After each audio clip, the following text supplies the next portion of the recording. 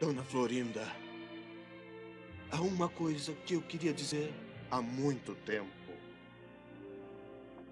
Estou profundamente apaixonado por você. Siga, siga, siga! Todas as noites sonho com seus lindos olhos. Siga, siga! Já é o suficiente, seu Madruga. Com isso já é o suficiente. Ainda bem, que eu já estava me sentindo incômodo, sei lá, eu... Muito obrigado, senhor. Agora sim já sei como vou me declarar a Dona Florinda. Meu Deus. O que é preciso se fazer por uns míseros 200 cruzados? Como? Combinamos só 100 cruzados. Professor, mas acontece que... Está bem. Depois de todo o alento que o senhor me deu, bem que valeu a pena. Dona Florinda. Dona uma ova! Vamos, Kiko. Não se misture com essa gentalha. Sim, mamãe. Gentalha, gentalha! A dor do coração partido, a dor do término de um relacionamento, a dor de um amor não correspondido. Então, começar então a partir de agora a entender o que acontece. E se não está acontecendo isso com você, você deve conhecer alguém que está passando por um momento complicado assim. A dor do coração partido. Então é um estado ou um processo de sentimento que se inicia diante de um término, diante de um rompimento, né? Diante da perda daquele relacionamento que estava acontecendo. Embora alguns acham que isso é frescura, que isso, não, isso é falta do que fazer, né? Não, isso é uma condição grave e muitas vezes gera um dano, um prejuízo enorme na vida da pessoa que está passando por isso. Então a gente não pode, em hipótese alguma, menosprezar isso daí. A coisa mais inútil que existe é quando a gente se depara com uma situação dessa, né? Um amigo, por exemplo, que terminou o seu namoro e está sofrendo muito, e aí você fala assim, não, peraí, deixa disso, você é uma pessoa melhor, você é uma pessoa boa, não, simplesmente vamos partir para outra, parta para outra, né? Vamos tocar a vida. Peraí, são conselhos, eu diria, completamente inúteis, porque em hipótese nenhuma a pessoa vai pensar, né? É mesmo, eu tenho que partir para outra. Poxa, eu não tinha pensado nisso. Boa ideia que você me deu. Olha, sorte minha ter encontrado contigo e agora sim, né? Seguindo os seus conselhos, eu vou partir para outra e vou melhorar e acabou, ó, tô bem. Então é inútil, completamente inútil. A paixão, a dor do coração partido, né? Ela pode ser considerada como uma alteração cerebral, né? Então, a pessoa que está passando por isso tem os funcionamentos alterados, semelhante a um processo de embriaguez, né? Então, por mais que eu tente, quando eu faço ingesta de bebida alcoólica, eu fico embriagado, o meu senso crítico se modifica, os meus julgamentos se modificam, por mais que eu tente, né, me manter alinhado. E de maneira análoga, de maneira semelhante, a dor da paixão também modifica vias e sistemas do nosso cérebro que faz com que a gente mude o nosso julgamento, que a gente não consiga tomar decisões e não consiga agir de maneira sensata, né? Existe no nosso cérebro a ativação das vias mesolímbicas dopaminérgicas, então são alterações realmente de funcionamento cerebral que acontecem. Quando nós estamos vivendo esse problema, a gente tem que ter em mente uma situação clara. Nós não podemos acreditar na nossa mente. Ela está mentindo para nós, tá? Talvez a mesma afirmação que uma pessoa embriagada tem que fazer. Por mais que eu acho que eu estou bem, eu não estou em condição de dirigir. Eu não estou em condição de fazer uma tarefa que exige um cuidado melhor e tal. Enfim, porque eu estou embriagado, eu estou alcoolizado.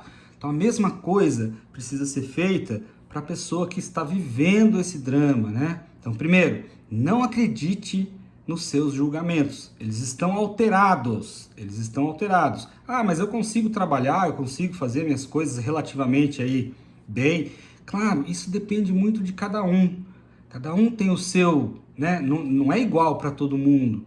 Então, vai muito da personalidade, da resiliência, da capacidade dar a volta por cima, enfim, da sua experiência de vida. Então tem gente que mergulha num sofrimento enorme, muito difícil de sair, e algumas outras pessoas um pouco menos. Claro, isso não é igual para todo mundo, mas o processo de ativação, sim, podemos falar que é igual para todo mundo. Então aqueles que estão num sofrimento maior, primeiro, não acredite nos seus julgamentos, eles estão errados, né? A gente tem que partir por esse princípio para a gente não começar a fazer um monte de coisas erradas e resultar em danos aí, né? Maior ainda. Então, primeiro passo, não acredite no seu julgamento. Superar, o processo de superação do coração partido, da dor do término, daquele amor não correspondido, né? É um processo. É uma montagem, é um processo de mudança que a gente tem que ir colocando peça por peça, entendendo o funcionamento e aí progressivamente a gente vai melhorando, né? É instantâneo? Tem como ser de uma hora para outra? Não, é um processo que vai acontecendo, então a gente precisa sim, de certa maneira, entender, montar e vai ajustando aquilo que está errado, né? Então tem algumas fases que eu falo, só para a gente entender, né, as fases desse acontecimento, né, do processo aí do coração partido. Então, uma primeira fase, um primeiro estágio, né, é aquele estágio que se chama estágio da fissura. Fissura. Por que fissura, né?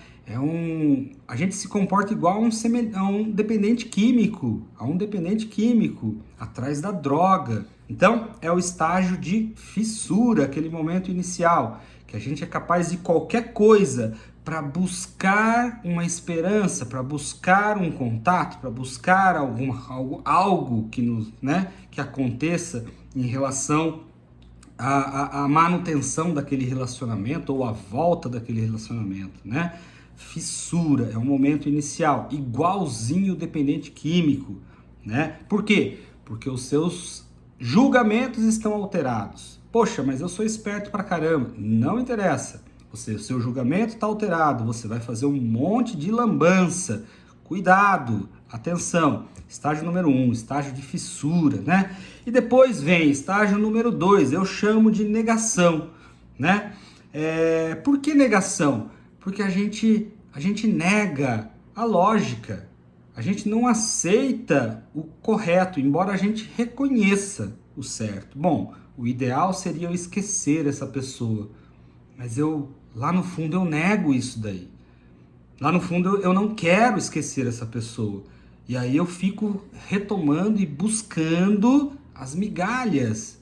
A gente fica ali, atrás de migalhas, né? Parecido com o processo número 1, que é o processo da fissura, a gente fica recorrendo ali a qualquer coisa que eu tenha, né? Então, muitas vezes, rede social, vou atrás e vejo, e investigo, e fico, enfim, vivendo de migalhas ali, né? E aí, pior ainda, quando a outra parte, a pessoa, né, que rompeu o relacionamento, alimenta esse estágio ainda, né? Dando falsas esperanças. Ah, mas espera aí, né? Quem sabe eu quero só um tempo, depois a gente pode voltar. Então a gente fica atrás dessas migalhas. Então eu digo de estágio da negação, né? A gente nega o lógico, a gente nega aquilo que a gente sabe, mas eu não aceito, eu nego isso, né? Então é um processo de muita dor, muito difícil. Aí depois vem a fase da paranoia. Eu chamo de fase da paranoia. Por quê? Porque é uma fase que você tá com os seus planos e ideias basicamente se assemelhando a um estado paranoico. Sou capaz de coisas que não é possível que uma pessoa normal faria isso daí, né? Não é mesmo? Então, fissura, negação, estágio da paranoia, tudo isso vem acontecendo, né? É comum a gente ver as pessoas vivendo isso daí, fazendo coisas que não faria, que não é possível de se fazer aquilo, né? E as pessoas fazem. Lembre-se, estamos num estágio de alteração dos julgamentos. Então é por isso. Peraí, Mas será que a pessoa então tá maluca, tá doidona e tal, perdeu o senso crítico, pode ser considerado inapto para a vida social? Não, claro que não. É um estágio transitório, né? Semelhante à embriaguez. A embriaguez passa, não passa? No outro dia ela passa, né? Então, também, a dor do coração partido, acredite, ela passa. E como fazer para ir adiante, né? O que fazer para a gente conseguir ir adiante e não ficar parado, preso nas fases ali, né? Então, eu diria que, de uma maneira bem assim, direta, não alimentar, não ficar preso alimentando essas fases de dependência emocional, né? É a gente trazer para o real, é sempre que puder minimizar aquele estágio de alteração dos julgamentos, ou seja, trazendo o pensamento lógico para dentro de si, trazendo a lógica, né? Não alimentando ali as migalhas. Não vou ficar ali vivendo e percebendo que estou atrás de migalhas e vou atrás das migalhas, né? Então isso acontece naquele estágio inicial. A partir de um certo momento eu tenho que começar a ter uma maturidade para eu cortar isso daí, né? E o quanto antes eu fizer isso, melhor, não é mesmo? Então, não alimentar essa dependência emocional que os relacionamentos provocam em nós, né? Tem uma curiosidade que eu acho muito verdadeira. Nós, muitas vezes, a gente não se apaixona pela pessoa em si. Não é a pessoa em si, tá? Na verdade, são os momentos, as situações que aquela pessoa proporcionou para nós. O sentimento e as situações que vocês viveram, que naqueles momentos que estavam juntos, né? E a gente se apaixona e a gente se apega nesses momentos, no sentimento que a gente tem mediante a esses momentos. Então, muitas vezes não, eu diria que 100% das vezes, você não está apaixonado pela pessoa em si, aquela pessoa em si. Você está, sim, apaixonado por o que aquela pessoa em si proporcionava para você. E acredite, outras pessoas podem e irão proporcionar aquele mesmo sentimento que você gostava, aquele, né? Não necessariamente um outro namorado ou namorada, não necessariamente uma outra pessoa. A gente pode resgatar esses mesmos sentimentos com amigos, com situações, ou até mesmo sozinho. Posso sim passar a fazer algo que eu goste e começar a substituir aqueles momentos que ficaram para trás por novos momentos de prazer, né? Esse é o processo, isso é ir adiante, isso é fazer virar as páginas, isso é a tática para a gente melhorar, né? Então, não ficar vinculado às dependências emocionais, entender isso daí e o que passou, não deu, vamos aplicar a lógica, bola para frente, deixa quieto e vamos embora, né? Em busca de novos prazeres, em busca de novas situações que me dá aquele mesmo conforto que eu tinha antes. É assim, não adianta. Ah, doutor, mas eu quero a pessoa. Não, você está errado, desculpa, mas você está errado, tá? Se a gente for desmontar o conceito, você vai perceber que você está errado, que você pode sim, não todos nós podemos ter esse mesmo momento de prazer, essa mesma satisfação que a gente busca com outras pessoas ou até mesmo sozinho, né? Isso é possível. Então, direto ao ponto, o que precisamos fazer para a gente melhorar, né? Ressignificar o término do relacionamento. Ressignificar o término do relacionamento. Trazer aquele fato para o racional, não ficar vivendo a emoção daquilo, né? Então objetividade, trazer para o racional. O que aconteceu? Por que não deu certo? Por que não vai dar certo? Por que realmente acabou? Acabou. Então, a gente tem que colocar esse conceito na nossa cabeça, ressignificar o término. Olha, acabou porque a pessoa não me valoriza, porque a pessoa é violenta, porque a pessoa enfim, né? E eu tenho que ir ressignificando esses conceitos e aí eu vou solidificando ele na parte inteligente do meu cérebro, na parte lógica, e eu começo a aceitar. E à medida que eu vou fazendo isso, pode acreditar, nosso estágio emocional vai diminuindo.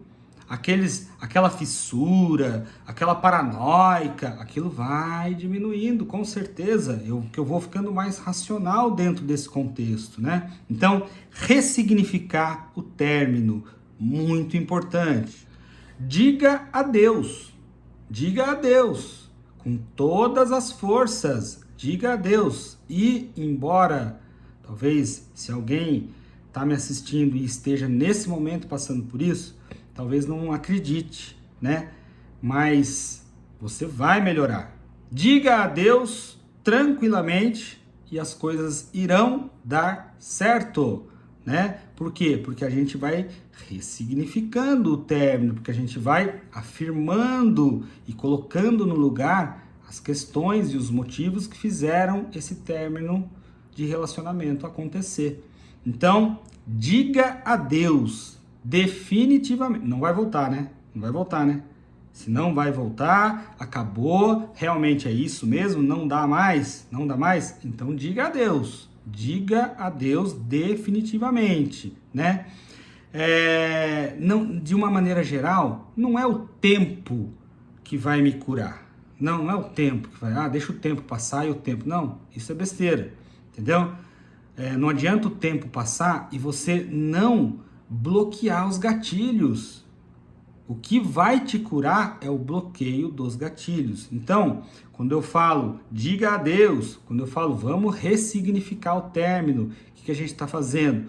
A gente está estimulando e bloqueando os gatilhos mentais que me leva lá para aquela fase de fissura, paranoia, enfim, né? Lá naqueles estágios que eu fico ali atrás de migalhas e tal. Então não. Então a gente precisa definitivamente bloquear os gatilhos que me levam às fases anteriores, né? Então diga adeus com todas as forças, diga adeus firme e forte e acredite que vai dar certo. Não alimente a esperança de voltar, esperança de mudanças. Peraí, nós estamos falando de relacionamentos que realmente acabaram, né? Estamos dando um tempo, de repente vocês voltam e tudo bem, e vida que segue, né? Mas acabou? Realmente acabou? Você tem condição de perceber se realmente acabou. Acabou? Então vamos usar da nossa racionalidade. Não alimente esperanças. Quando a gente está alimentando falsas esperanças, tá? A gente está indo atrás das migalhas. Nós não merecemos migalhas. Nenhum de nós merecemos migalhas. Então, não realimente esperanças. Acabou? Realmente acabou. Então, vamos lá. Bola que vai para frente. A bola não volta para trás, não. É bola para frente, né? Um término de relacionamento, nesse momento que você está fragilizado, machucado. Não fique tendo idealizações positivas, lembranças de momentos que foram agradáveis e tal. Por quê? Porque nós estamos num estágio de alteração dos nossos julgamentos. Então, isso acaba fazendo mal para nós, né? Isso acaba fazendo com que a gente desmonte todo o processo e volte lá para as migalhas, né? Então não perca seu tempo pensando no que foi bom. Se tivesse realmente sido bom, estavam juntos até hoje. Então, peraí, por algum motivo não tá mais, né? Então não foi bom. E é assim, é buscando da lógica, né? Então, não vamos ficar com falsas ideias positivas de momentos que foram agradáveis, que foram bons, porque isso não vai trazer nada, não vai acrescentar em nada no meu processo de recuperação. Então, de uma maneira geral, vamos buscar apoio em pessoas que realmente querem o nosso bem, né? Porque pessoas querendo especular a sua condição atual, né? Tem bastante. Agora, pessoas realmente que querem o nosso bem, pessoas que estão ao nosso lado, pessoas que nos amam de verdade, infelizmente são poucas, né? Então, selecione as pessoas que vão compartilhar desse momento com você, né? Busque estar perto de pessoas boas, pessoas que queiram, que nos amam mesmo, né? E assim a gente vai redirecionando, ressignificando aqueles sentimentos bons que a gente tinha por naquele relacionamento que não deu certo. Ou seja, em outras palavras, a gente vai buscando novamente sensações, momentos agradáveis, situações com pessoas novas, com pessoas diferentes, com pessoas que nos amam, pessoas que gostam da gente de verdade.